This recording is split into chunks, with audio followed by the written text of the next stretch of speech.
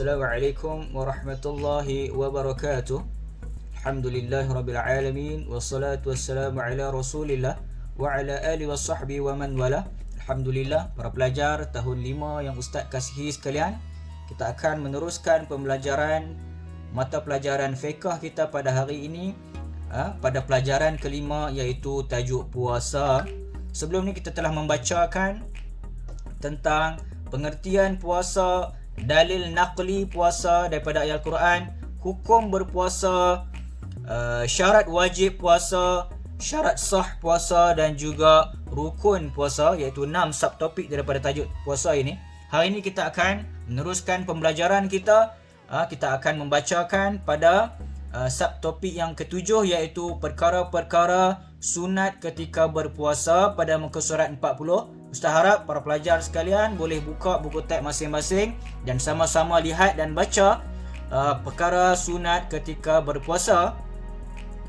Tambahan pula pada hari ini, hari Khamis ini, 10 Muharram, kita disunatkan untuk berpuasa, puasa Ashura, sempena mengingati kisah Nabi Musa alaihi wassalatu wassalam yang diselamatkan oleh Allah Azza wa Jal daripada tentera Fir'aun yang mengejarnya dan sehinggalah ke laut yang terbelah itu kan.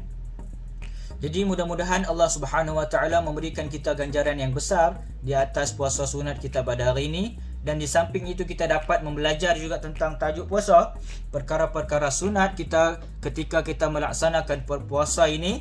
Pada nombor 1 adalah menyegerakan berbuka puasa. Bila kita berpuasa ini, antara sunat-sunat yang dapat kita amalkan, iaitu kita menyegerakan berbuka puasa. Ustaz, macam mana nak segerakan buka puasa?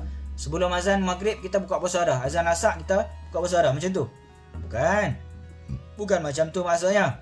Maksudnya sejurus sahaja masuk waktu maghrib, setelah azan dilaungkan, terus kita bismillah kan, baca doa buka puasa, mulakan dengan makan manis-manisan seperti kurma. Itu maksudnya menyegerakan berbuka puasa. Bukan kita buka puasa sebelum maghrib, bukan. Waktu asar buka puasa, tak, bukan. Itu akan membatalkan puasa. Sia-sia kita puasa pada pagi tadi, kita dah batal lah puasa. Kemudian yang kedua, melewatkan makan sahur kan. Apa maksud melewatkan makan sahur? Lepas subuh boleh sahur lagi, Ustaz, pukul 8 kita sahur? Tak boleh. Maksud melewatkan makan sahur adalah sebelum dikumandangkan azan subuh kan. Sebelum azan subuh tu boleh makan sahur, tak ada masalah. Ni ada orang dia bangkit pagi pukul 3 dia makan sahur, kemudian dia tidur balik, lepas tu subuh dia tak sembahyang subuh. Boleh kan macam tu? Tak boleh lah kan. Kalau kita puasa, kita kena solat juga. Jangan kita tinggal solat, kita buat laksanakan puasa. Itu dah jadi macam kartun kan. Kita puasa dan kita solat beriringan. Jangan meninggalkan salah satu daripada amalan ini. Adalah rukun Islam. Melewatkan makan sahur, contohnya kita ambil 15 minit sebelum azan subuh kan, kita makan lagi, boleh sempat makan lagi, kita minum air contohnya, kita makan kurma, itu pun dikira sahur. Allah Subhanahu wa taala akan beri keberkatan kepada kita, kepada puasa kita pada hari tersebut. Kemudian kita berbuka puasa dimulakan dengan buah tamar kan, buah kurma kan. Nabi SAW selalu melakukan amalan ini. Kalau kita cinta kepada Nabi SAW, kita akan meniru-niru perbuatan baginda. Macam tu juga kita berbuka puasa dengan manisan seperti kurma. Kemudian kita membaca doa sebelum berbuka. Sebelum yang selalu kita amalkan pada dekat Malaysia ni, Allahumma laka sumtu wa bika amantu wa ala rizqika aftartu bi rahmatika ya arhamar rahimin. Tak ada masalah, sila baca. Ataupun nak baca bismillahirrahmanirrahim boleh, ataupun nak baca bismillah pun boleh, tak ada masalah. Ataupun ada doa lain, dhahabadh dhama'u wa batalatil uruq, ada lagi panjang sambungan dia. Kamu boleh baca apa-apa sahaja doa berbuka puasa. Kemudian memperbanyakkan membaca Al-Quran, berzikir dan berselawat. Pada masa kita berpuasa ini, eloklah sekiranya kita banyakkan mengingati Allah Subhanahu wa taala dengan membaca Al-Quran, berselawat kepada baginda Nabi sallallahu alaihi wasallam. Ini semua akan memperbanyakkan pahala puasa kita, akan menjadi lebih berkualiti puasa kita. Kemudian kita memperbanyakkan amal kebajikan yang lain, tolong orang, senyum dekat orang, bagi salam kat orang yang tak kenal ataupun orang yang kenal. Ini semua adalah perkara-perkara kebajikan yang kita nampakkan pada diri seorang Islam. Kita jangan malu mengamalkan Islam. Inilah ciri-ciri orang Islam. Kemudian memperbanyakkan sedekah kan, kita bantu orang, tolong orang, nampak orang dalam kesusahan, kita bagi bantuan, banyakkan sedekah. Ini semua adalah perkara-perkara sunat yang kita lakukan pada ketika kita berpuasa. Nampak dia bagikan doa sebelum berbuka tu, Allahumma lakasumtu wa ala rizkika aftartu. Maksudnya, wahai Allah, untukmu aku berpuasa dan dengan rezekimu aku berbuka puasa. Nampak? Kita teruskan pada muka surat 40, perkara-perkara makruh ketika berpuasa.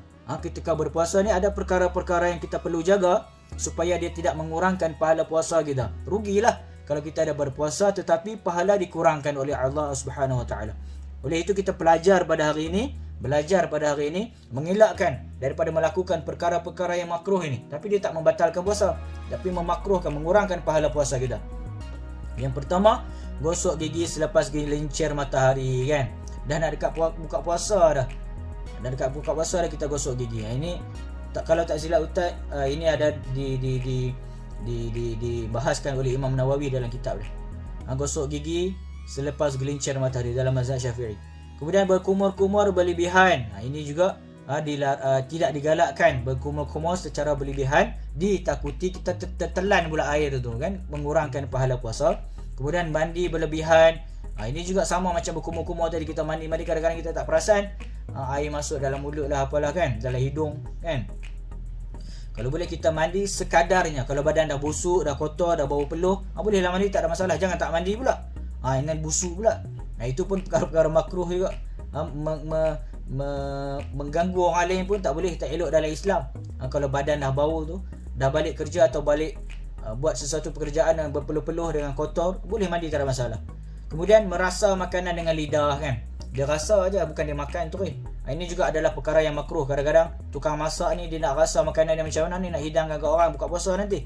Kemudian dia pun rasa dengan lidah dia. Boleh tak batal puasa, tapi dia akan jadi makruh, mengurangkan pahala puasa. Kalau boleh tunggulah Ustaz kan. Ataupun gunakan sukatan yang betul. Mudah-mudahan Allah Subhanahu Wa Taala sedapkan makanan tu. Kemudian berbekam atau mengambil darah. Ini juga perkara yang makruh kan. Bekam tu yang orang sedut-sedut kat belakang badan tu kan. Sedut-sedut darah, keluar, buang darah kotor ataupun mengambil darah, ini makruh saja, dia tak akan batalkan puasa. Kemudian mencium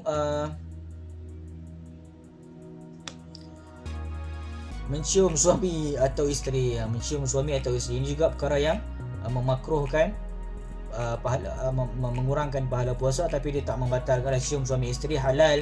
Jangan cium bukan isteri kamu ataupun bukan suami kamu. Ini haram lah. Bukan makruh lagi, haram. Tapi kalau dia suami isteri, tapi masa dia sedang berpuasa, dia mencium pipi dan dahi dan sebagainya, ini akan memakruhkan pahala puasa dia, akan mengurangkan pahala puasa dia. Kemudian kita teruskan pada muka surat 42, perkara-perkara yang membatalkan terus puasa, iaitu murtad. Yang pertama, kalau kita orang Islam tiba-tiba kita murtad, keluar daripada Islam, ini sekaligus akan membatalkan puasa kita. Gila walaupun sekejap, kita hilang akal, kita dapat berfikir dengan waras, jadi orang gila Ustaz. Kita tak sedar, siapa aku ni siapa, aku kat mana ni, kamu siapa, tanya mak dia. Itu satu, dia batal puasa dia. Kedua, dia kena lempang dengan mak dia. Tak kena mak pula kan. Tapi insya-Allah mak tak buat macam tu lah, mak sayang kat kita kan. Kemudian dia akan muntah dengan sengaja. Dia muntah dengan sengaja, dia golok dia muntah. Itu akan membatalkan puasa dia. Keluar darah haid atau nifas, haid dia keluar ataupun nifas dia, automatik batal puasa. Kemudian mabuk pitam sepanjang hari, atau mabuk atau dia pitam sepanjang hari pun akan membatal puasa dia. Kemudian keluar air mani dengan sengaja, dia sengaja mengeluarkan air mani dia, laki ataupun perempuan sama sahaja, akan membatalkan puasa dia. Kemudian makan dan minum dengan sengaja makan, sengaja minum, memang sah-sah lah, confirm dah tak puasa kan. Batal lah puasa dia. Puasa apa kalau makan minum. Kemudian melahirkan anak juga, Allah Subhanahu Wa Taala akan beri rukhsah dan dia boleh berbuka puasa ataupun dia membatalkan puasa dia. Okey, saya harap setakat itu dahulu pada hari ini kan. Yang seperti mana yang kita maklum, kita hari ini melaksanakan puasa sunat 10 Muharram ataupun puasa Ashura. Dan disunatkan juga untuk kita berpuasa semalam Tasu'ah 9 Muharram, dikepitkan dengan 10 Muharram ni, disekalikan dengan 10 Muharram. Tapi kalau kita tak berpuasa pada hari semalam, kita boleh berpuasa pada esok hari Jumaat kan. Hari Khamis hari ni kita puasa, kita kepitkan dengan 11 Muharram pula. Dia akan menambahkan pahala puasa kita lah. Tapi kalau kita nak puasa pada hari ini saja pun tak ada masalah. Itu juga sunnah Nabi SAW. Asalnya diwajibkan puasa Ashura ni sebelum diwajibkan pahala puasa sebulan Ramadan tu. Sebelum sebulan Ramadan, orang Islam pada zaman Nabi dahulu puasa pada 10 Muharram ni, hari Ashura ni. Jadi terdapat ganjaran yang besar lah. Allah Subhanahu Wa Taala akan hapuskan dosa kita setahun yang lalu kan. Ini semua ganjaran pahala yang sangat besar. Sebagai orang Islam, kita harus kejar nak buat pahala banyak ni. Sebab kita ni orang yang banyak melakukan kesilapan dan dosa. Dan kamu para pelajar boleh melatih diri kamu. Walaupun kamu masih muda, tapi ambil maklum akan perkara ini, perkara-perkara sunat ni, puasa-puasa sunat ni, supaya bila kamu dah besar nanti kamu akan terbiasa dengan perkara-perkara ini. Taklah jadi kejutan, ada puasa hari 10 Muharram. Taklah jadi macam tu kan. Sekurang-kurangnya kita mengetahui, ada maklumat tentang ini. Dan kalau boleh kita amalkan terus, kita terus puasa. Kalau pagi ni kamu tak makan apa-apa lagi, boleh terus puasa. Niat nak puasa Ashura 10 Muharram, boleh, tak ada masalah. Sebelum tengah hari, sebelum zuhur. Kalau kamu tak makan apa-apa daripada pagi tadi, kamu rasa nak puasa pada hari ini, boleh, tak ada masalah. Fatafaddal mashkura, tak ada masalah. Sangat dituntut, dapat pahala besar insya-Allah. Allah Subhanahu Wa Taala akan hapuskan dosa kita setahun. Macam mana kita nak buat? Allah SWT boleh hapuskan dosa kita atas sebab kita berpuasa pada 10 Muharram ini. Jadi insya-Allah Ta'ala kita telah membacakan berapa subtopik tadi. Perkara makruh berpuasa, perkara makruh yang dilakukan semasa berpuasa, perkara sunat yang dilakukan semasa berpuasa kan. Dan juga perkara yang membatalkan puasa. Jadi Ustaz harap untuk pelajaran kita pada hari ini, muka surat 40, 41 dan 42 ni kamu boleh buat nota sikit lah. Buat nota dengan ringkas dan menarik lah, supaya kamu boleh baca balik nota kamu di kemudian hari. Kemudian jangan lupa siapkan aktiviti dalam buku latihan.